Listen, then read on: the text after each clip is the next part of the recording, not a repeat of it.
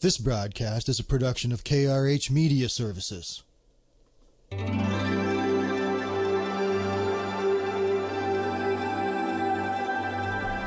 morning, humans. Up and at 'em. It's a beautiful day. Not a cloud in your sky. Remember. Hello out there. My name is Kevin Richard Hote, and welcome to A Different Drum. Before we get started, let me tell you a little bit about myself. I'm a drummer and music composer. I've also enjoyed careers as a professional photographer, a journalist, and a marketing specialist. So needless to say, I know a thing or two about the creative realm, and that's basically where this podcast series is going to dwell. I'm sitting in the studio today with Matthias Bork, aka MABO, that's M-A-B-O as he is known in the art world. He's not a newcomer to our location of Ontario, Canada. In fact, he's been involved in a number of creative projects around our area. He's also the former owner of a very popular Thai restaurant known as the Spicy Thai, which he owned and operated from 1989 to 2004. He's been creating art since the mid-1980s, and when he sold the restaurant in 2004, he was able to concentrate more full-time on his love of abstract expressionism. His paintings are full of vibrant colors, interesting geometry, texture, and excitement. Greetings, sir, and welcome. Would you prefer that I address you as Mabo or Matthias? Matthias is fine. Thank you, Kevin. It's a pleasure to be here. You're most welcome. Okay, let's get to know you a little bit. Tell us about who you are and what you do. Okay, yes, like you said, Matthias Borg is my name, known as Mabo. I am a visual artist. I paint, I sculpt, and I create. In other words, I make people happy. I was born and raised in Germany. Bingen on the River Rhine is my hometown. Please look it up. It's a beautiful place. And after schooling and my professional education in the culinary arts, my military service in the German Navy, and years spent in Sweden and Thailand, I packed my bags one more time and I left for Canada. That was 1986, so just about 30 years ago. Okay, so why Canada? I followed a little boy's dream. Since I can remember, I was fascinated by the history and the beautiful nature of Canada, the huge forests, the rivers, creeks, and lakes, and I wanted to come to the land of the Hurons, Mohawks, and Chingachgook. I love Canada. I still do. I concur with you there, for sure. So let's get into a bit of your background, specifically your creative background. Can you tell us a bit about that? Yes, I call it the three arts: food arts, martial arts, and visual arts. By trade, I'm a master pastry chef, baker, chocolatier, pâtissier, and food artist. Someone might think, yeah, this is one and the same thing. Not really, but without discussing further the differences, I would like to point out that they all have one thing in common. It's an art form. You create something beautiful in the food arts to reward someone's taste buds and eyes. I'm also a martial artist. Since I was 7, throughout my childhood, teen years, and as recently as 5 years ago, I was very involved in the traditional fighting arts. I'm getting a little too old now, the physical form of martial arts, but the internal and meditative form still helps me to focus, relax, and concentrate, especially when I work on larger art projects. And last but not least, of course, the fact that I was born into a family of artists. My mother was a pianist. My father was a master painter, so was my grandfather, and my older brother continues the family tradition, now in the third generation, a painting and decorating firm founded in 1924 by my grandfather. So basically, I was always surrounded by paint, color charts, wallpaper samples, fabrics, and all kinds of possible shades and colors. The smell of paint thinner, turpentine, and oil paint was always present. And from a young age on, my father taught me how to draw with charcoal, pencil, and watercolors. I used to watch him when he mixed his paints, and that was at a time when computerized color matching programs didn't exist, and he was able to match a color sample for a client just perfectly. It was just amazing. I learned a lot from my father. He was my hero. My dad has always been a very important influence in my life, so naturally art was always a part of it. Beautiful. Is there any other specific training that you've had to date? Well, I did the college in Germany for 5 years. I attended Navy school when I did my military service, but I also attended art schools in Canada, sculpting classes in Mexico, as well as lots of courses and classes, mostly, or most of them, about art in one way or another. Okay, so in reference to your medium, what medium do you use and what particular methods do you apply? I work with everything. During my years as a patissier and food artist, I made chocolate sculptures, statues from butter, marzipan, or tragant. I carved the ice, etc., etc. Nowadays, I work with wood, plaster, concrete, clay, acrylic or oil on canvas, wall murals, carvings too, pretty much everything. I would say I call myself a philosopher, a poet of colors. A poet of colors. I like that. Art is my way to express myself. Basically, I write a poem without words. And I usually do not plan things in advance, maybe with the exception of a commission. I do a lot of research there. But I just let it happen. But I must admit, my favorite style is abstract. Brilliant.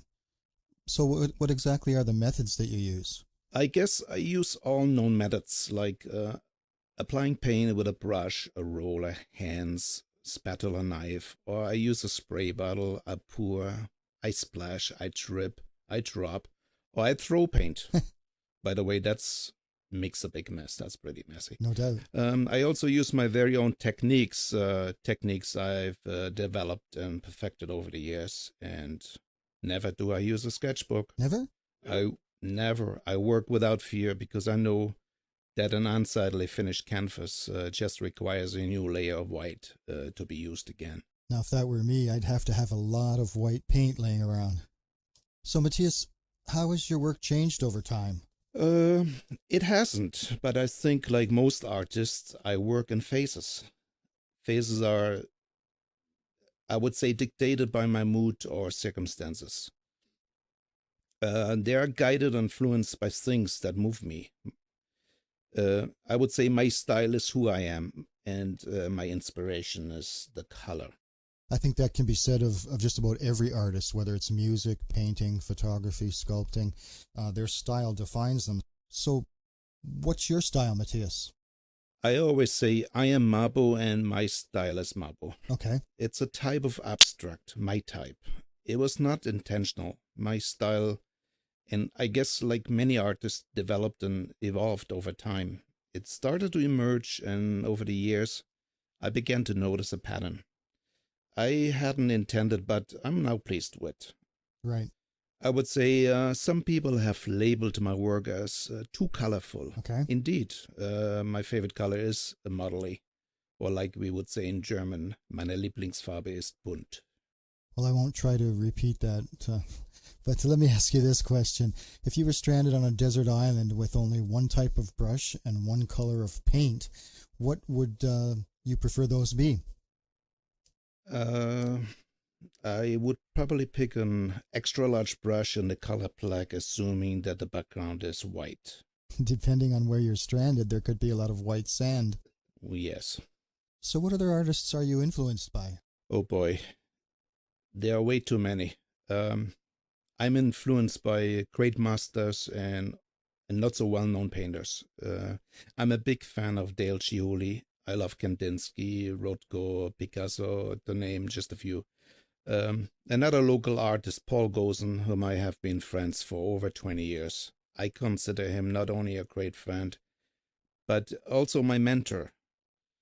But like I said, quite often it's the unknown artist who gives me inspirations. I go to lots of art shows, galleries. I travel a lot, mostly Europe, and I spend lots of time in Mexico. That's a very colorful country, as everybody knows. And of course, the internet is a great tool to look up artists and their work. Interesting. You mentioned Dale Chihuly earlier, and I have to tell you that I was on a recent business trip to Seattle where I visited the Dale Chihuly Museum and exhibition, and it was just amazing the things he can do with glass, and the colors were so beautiful. I saw whole ponds with glass canoes and boats and glass flowers and plants, and it was like a surreal jungle of colored glass. Yeah, he's great. Thinking about other aspects of the art world, funding comes to mind. What are your thoughts on funding and funding for the arts? Have you ever done anything, taken part in any funding, applied for it? Basically, how do you feel about funding for the arts? Arts funding, they're great when you get them, the grants I'm talking about. I personally never applied for any art grants. In order to receive a grant, there's always some form of proposal or an application is required. Call me lazy. I just can't be bothered. I see. My personal take on this is a grant is for emerging artists. They need all the help they can get, and that includes grant funding. I don't know if that sounds a little over the top, but I have always financed my own projects. That's awesome. I mean, it's very admirable. I mean, a lot of artists can't do that, but you're one of the lucky ones that's been able to do that.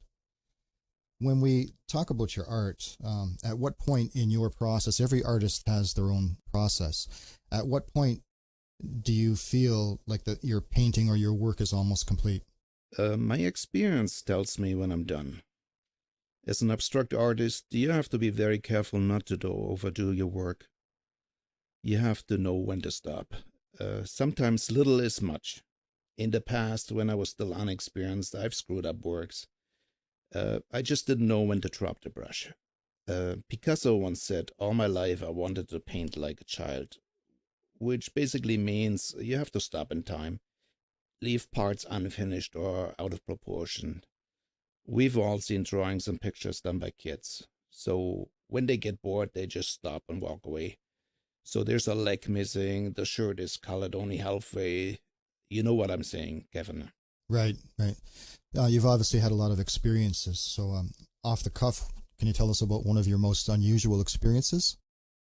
Let me think there for a second. Oh, yeah. Okay, years ago, I was teamed up with a good friend. He's an artist as well, and we did wall murals together. I remember working together in an upscale condo in Toronto when, let's just call him John, so he doesn't get in trouble. He tripped some paint on an expensive-looking Oriental rug. Oh my goodness! Oil paint, I might add. We did not realize till the next morning when we returned. The owners were gone for the week, and they had left the keys to us. And baby blue was not part of the carpet design, so John painted that part of the rug with colors he carefully mixed and matched. And I must say he did an excellent job. I couldn't tell after. That's ingenious. The owner, however, did. And that was the funny part. When he paid the bill for the mural, he told us, by the way, he loved the mural.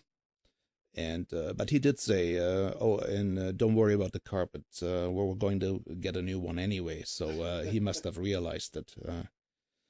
You couldn't tell, but I guess if you let your hands go over the carpet, you could feel the different texture. That's hilarious.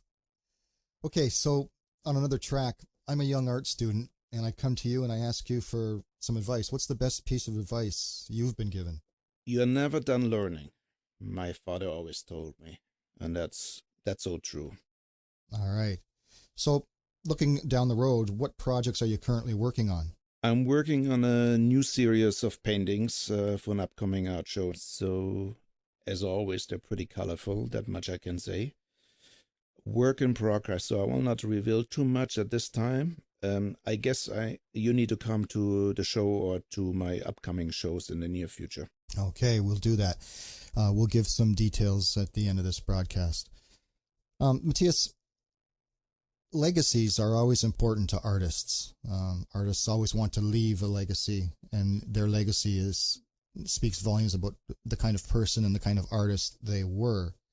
How will you know that you've been successful in art? How do I know that I've been successful in art? Let's put it this way. I've been creating art for over 35 years. Over 1,000 works. Did I sell them all? Of course not. It's a labor of love, but the feedback I've gotten over the years was mostly positive. I never take negative comments personal to begin with. As we know, you can argue about taste. I know I'm good and people love my art. Because of that, I know I'm already successful. Cool. Let's talk about some of your other talents. I understand you're also a writer. Yes, that's true. I have my own publishing company. I have written a 500-page family biography, several short stories, and currently I'm working on a new book about the natives of the Niagara region. That's the Niagara region in Ontario, Canada. Ontario, Canada, that's right. I love to write, always have and always will. I've also published Becoming a Hero. That's actually written by my daughter Anushka. And Volume 1 of Poemas y Reflexiones de la Vida. That's a rather large collection of poems and reflections on life written by my wife. That book is in Spanish, and we're working on Volume 2. That will be coming out by the end of next year. So what does retirement look like for you? Retirement? What a strange word is that. There's no such thing for an artist. Perhaps I may stop painting one day, but as an artist, you never stop being an artist. Artists never retire. You're right about that. I know, being an artist myself, there's always ideas. You lay in bed at night and you get ideas, and the next thing you know, you're up at 2 a.m. in your office or your studio creating. It never goes away. That's right, Kevin. I sometimes dream up my next projects, or just before I fall asleep, different pictures or ideas crossing my mind, and with those in my head, I fall asleep. And of course, the next morning, I take notes and start a new project, sometimes right away. Absolutely. Like for me as a songwriter, I know that if I think of a melody at night, and if I wake up in the morning and I can still remember that same melody, or 2 days from now, that melody's still in my head, it's got to be worth pursuing because it's memorable and it means something to me. So where can we reach you if we're interested in commissioning you for some work or some projects? Do you have a website? Yes, the website is called MABO-art.com. This is the place to go. My website has all the infos and links like phone numbers, email, Facebook, and Instagram, etc. Awesome. So we'll make sure we put that up with your interview. So finally, in closing, Matthias, what would you like to be your legacy? What would you want people to say about you and your work? I'm happy when people like my art, buy my art, and I'm grateful and honored about the smallest compliments. For example, when my children tell me that they love a particular painting, this is just as rewarding and flattering as getting praise, let's say, from the Queen of England. And my legacy, well, I don't know. Time will tell. I just hope that one day when I get carried out to my final resting place, it would be nice if people would admire my crazy, colorful, hand-painted coffin. That's my idea of leaving. And so they could say, look at that crazy guy. Here he goes, as colorful as his life was. Going out in style. That's it. Okay, well, Matthias, I'd like to thank you on behalf of A Different Drummer and Blog Talk Radio for coming into the studio and doing this interview for me. It was a pleasure. Thank you, Kevin, for having me on your show. I'm Kevin Richard Hote. Thanks again to Matthias Bork, aka MABO. You can see his website at www.mabo-art.com. That's MABO-art.com. And this has been A Different Drum. Bye for now.